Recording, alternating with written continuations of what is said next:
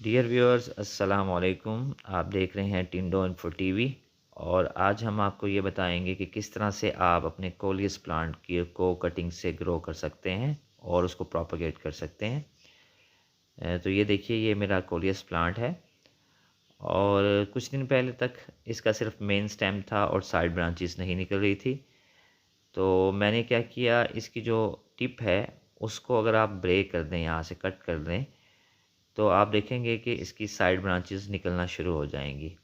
मैं अभी आपको दिखाता हूँ। ये देखें कि मैंने इसकी टिप को सिर्फ ऊपर से तोड़ा है और उसके बाद आप देखें कि साइड ब्रांचेस निकलना शुरू हो चुकी हैं और ये जो है साइड ब्रांचेस निकल रही हैं।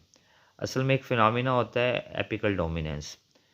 मेन ब्रांच जो है वो ग्रो कर रही होती है और अगर आप उसको ब्रेक नहीं करेंगे तो साइड ब्रांचेस नहीं निकलती। तो जैसे ही आप टिप को ब्रेक करेंगे तो साइड ब्रांचेस निकलना शुरू हो जाएंगी। कोलियस प्लांट को हम क्योंकि कटिंग से लगा लेते हैं साइड ब्रांचेस से को अलग करके, और हम किसी और पॉट में उसको ट्रांसफ़र कर देते हैं। जैसे ये देखें, ये मैंने एक साइड ब्रांच को जो है ना वो अलग करके मैंने इस पॉट में लगाया था कुछ दिन पहले।